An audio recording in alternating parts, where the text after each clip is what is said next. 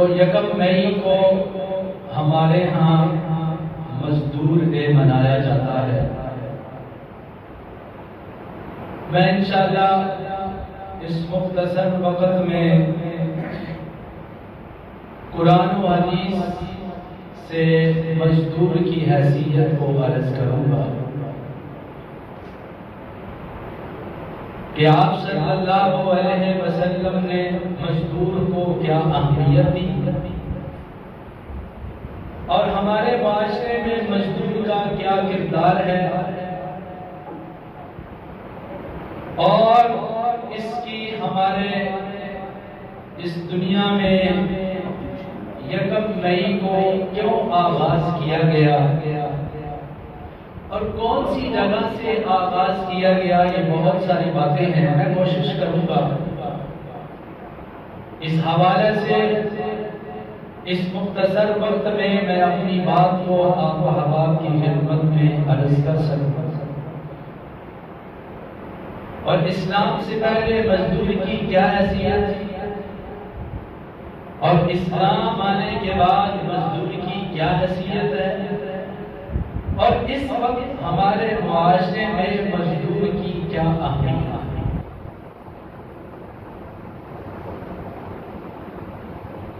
ویسے تو شوال کے مہینہ میں غزوہ احد ہوا سن 3 ہجری میں، یہ بھی ایک بہت بڑا مضمون ہے شوال کے مہینہ میں، لیکن ہم انشاءاللہ غزوہ احد کے متعلق بھی معلومات آپ احباب کی خدمت میں عرض کریں گے انشاءاللہ۔ جس طرح اسلام سے پہلے معاشرے کے اندر لڑکی کی کوئی حیثیت نہیں تھی اور اسے ایک عجیب مخلوق سمجھا جاتا تھا، لڑکی کی پیدائش کو وہ لوگ منحوس سمجھتے تھے، معاشرے کے اندر لڑکی کا کوئی اثر و رسوخ نہیں تھا، بالکل گھٹیا اور کم تر اس کو سمجھا جاتا تھا، یہاں تک کہ قرآن پاک میں آتا ہے وَإِذَا بُشِّرَ أَحَدُهُم بِالْأُنثَىٰ ظَلَّ وَجْهُهُ مُسْوَدًّا وَهُوَ كَظِيمٌ، جب کسی کو یہ بات بتائی جاتی ہے کہ تمہارے ہاں لڑکی پیدا ہوگی تو اس کا چہرہ سیاہ ہو جاتا، پریشان ہو جاتا، ٹینشن کا شکار ہو جاتا کہ کیا بلا میرے گھر میں پیدا ہونے لگی ہے، مگر اسلام نے آ کر اس چیز کو ختم فرمایا اور یہ فرمایا کہ تمہارے چہرے سیاہ نہیں ہونے چاہیے بلکہ بیٹی رب کی رحمت ہے، تمہارے چہرے خوش ہونے چاہیے۔ سیم اسی طرح اسلام کے آنے سے قبل مزدور کی بھی وہی حیثیت تھی جو ایک لڑکی کی حیثیت تھی، کوئی سلام دینا گوارا نہیں کرتا تھا،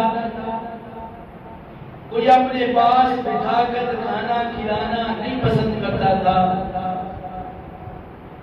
جس طرح ایک جانور کے ساتھ سلوک کیا جاتا تھا اسی طرح ایک مزدور کے ساتھ سلوک کیا جاتا تھا، مگر قربان جائیں آقا علیہ السلام کی ذات بابرکت پر کیا ہر ایک کا معیار بتایا، ہر ایک کے حقوق بتائے ہیں، اور عجیب بات یہ ہے کہ ڈاکٹر مائیکل ہارٹ جو ایک مورخ انگریز مذہب عیسائی اور بہت بڑا ایک آدمی گزرا ہے، اس نے ایک کتاب لکھی ہے جس کتاب کا نام ہے 100 اہم شخصیات، اس میں اس نے پورے ورلڈ اور دنیا سے لوگوں کو چنا ہے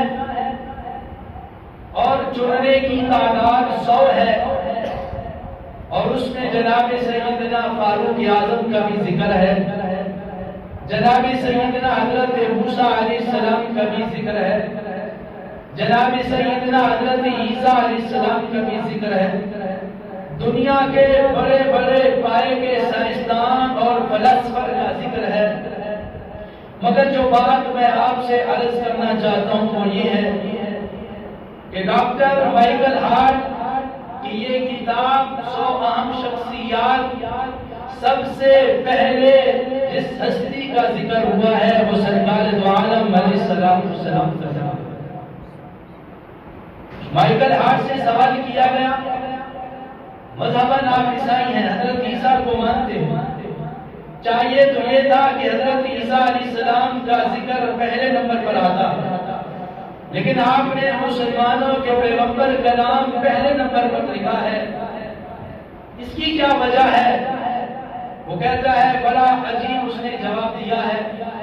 وہ کہتا ہے میں نے بڑی ریسرچ کی، میں نے بڑی غور و فکر کی ہے، کائنات میں مجھے ایک ایسا آدمی نظر آیا ہے جو ہر میدان میں 100% پورا اترا ہے۔ جہاد کا میدان ہو تو سرکار دو عالم علیہ السلام 100% اس میدان جہاد میں پورا مجھے نظر آئے۔ سیاست کا میدان ہو، سرکار دو عالم علیہ السلام نے حقیقی اور سچی سیاست کر کے اپنے صحابہ کو بتایا۔ اگر بیوی کا معاملہ ہو تو شوہر کی حیثیت سے بالکل 100% شوہر بن کے دکھایا، اور اگر باپ کی حیثیت سے آئے ہیں تو 100% باپ کی حیثیت بن کے آئے ہیں۔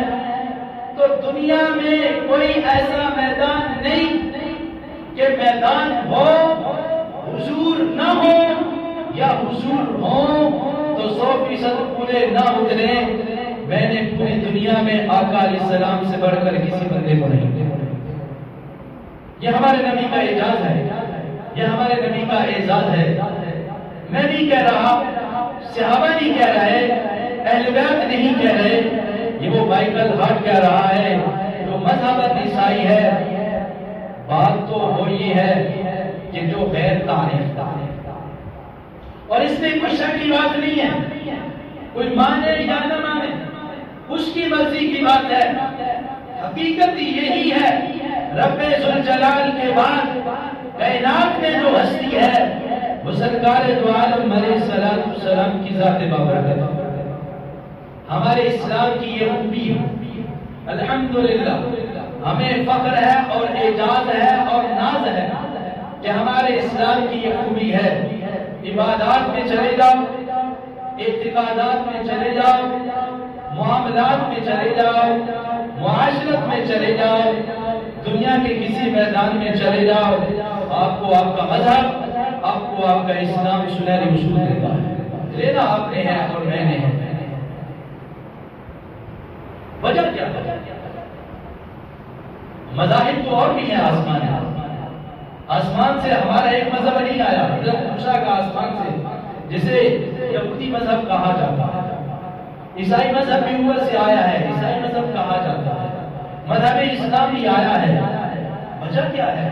وجہ یہی ہے کہ ہمارا اسلام، ہمارا مذہب آفاقی مذہب ہے، عالمی مذہب ہے، انٹرنیشنل مذہب ہے۔ حضور کی بات کوئی نبی نہیں، قرآن کی بات کوئی کتاب نہیں، اسلام کی بات کوئی مذہب نہیں، اس امت کی بات اب کوئی امت نہیں۔ تو اللہ نے ہر ایک چیزیں اس میں رکھ دی ہے کہ جس بھی مسلمان کو جو بھی ضرورت ہو وہ اپنا بسم اللہ پڑھے اور اپنے اصول کو لے کر چلے گا۔ جناب سیدنا حضرت ابو ہریرہ رضی اللہ عنہ فرماتے ہیں، سرکار دو عالم علیہ السلام نے فرمایا ہر نبی نے بکریوں کو چرایا، ہر نبی نے بکریوں کو چرایا اور نگہبانی کی ہے۔ پھر حدیث پاک میں فرمایا کہ جناب سیدنا حضرت آدم علیہ السلام نے ہل چلایا۔ مزدوری کوئی ایسا مسئلہ نہیں ہے کہ آدمی کو شرم آئے۔ آج بہت سارے مزدور لوگ اس لیے مزدوری نہیں کرتے، لوگ کیا کہیں گے، یہ تو سفید گوشت آپ کی مزدوری پہ لگ گیا، اس لیے نہیں کرتے، بھوکے مر جاتے ہیں، مسائل کا شکار ہو جاتے ہیں۔ مگر مزدور اس مزدوری کو ہار سمجھتا ہے، حضرت آدم علیہ السلام نے ہل چلایا ہے، جناب سیدنا حضرت نوح علیہ السلام نے بڑھائی کا کام کیا ہے، جناب سیدنا حضرت ابراہیم علیہ السلام نے کھیتی باڑی کی ہے، جناب سیدنا حضرت ادریس علیہ السلام نے کپڑے سلائی کیے، جناب سیدنا حضرت شعیب علیہ السلام نے بکریاں چلائی ہیں، جناب سیدنا حضرت موسیٰ کلیم اللہ علیہ السلام نے 10 سال بکریاں چلائی ہیں، جناب سیدنا حضرت آقا علیہ السلام نے بھی بکریاں چلائی، جناب سیدنا حضرت داؤد علیہ السلام نے زرع کا کام کیا، وَعَلَّمْنَاهُ صَنْعَةَ لَبُوسٍ لَكُمْ، ہم نے جناب سیدنا حضرت داؤد علیہ السلام کے لیے لوہے کو نرم کر دیا اور جو چاہے وہ بناتے، زرع بنانے کا کام سب سے پہلے جناب سیدنا حضرت داؤد علیہ السلام نے۔ آپ کے لیے کاغذ کو موڑنا مشکل نہیں ہے، کاغذ کو جیسے موڑنا چاہے، جیسے پڑھنا چاہے، آپ کا بچہ بھی کر سکتا ہے۔ یوں سمجھ لیجیے اللہ نے لوہے کو حضرت داؤد علیہ السلام کے لیے بنا دیا۔ نبی کے ساتھ بادشاہ بھی ہیں، نبوت کے ساتھ بادشاہ بھی ہیں، لیکن بادشاہ کے بھی کام کر رہے ہیں، نبوت کے بھی کام کر رہے ہیں، ساتھ ساتھ اپنا کاروبار بھی کر رہے ہیں، محنت اور مزدوری بھی کر رہے ہیں، سارا دن تینوں کام کرتے ہیں، شام کو زرع بیچ کر اپنے گھر کا نظام چلا رہے ہیں۔ یہ کون ہے؟ یہ اللہ کے پیغمبر حضرت داؤد علیہ السلام۔ نبوت سے بڑھ کر دنیا میں کون ہے؟ یہ بات ہمارے لیے ہے، اگر مزدوری کرنی پڑ جائے تو پریشان ہے نہیں ہونا، ہاں اور اس کے حلال نہیں۔ جناب سیدنا حضرت صدیق اکبر رضی اللہ تعالی عنہ خلیفہ بنتے ہیں، تاجر ہیں، مکہ میں کپڑے کا کاروبار ہے، ریشم کا بڑا پیسہ آتا ہے، ہر دور میں ریشم بڑی قیمت والا رہا ہے، ریشم کی دکان اور مارکیٹیں ہیں، کاروبار کرتے ہیں۔ جب آقا علیہ السلام کا کلمہ پڑھا ہے پھر نبی کے قدموں میں سب کچھ لٹا دیا۔ جب بادشاہ بنے، امیر المومنین بنے، خلیفۃ المسلمین بنے تو صبح ہی منڈی کی طرف جا رہے ہیں۔ ارے بھائی صدیق اکبر کہاں جا رہے ہو؟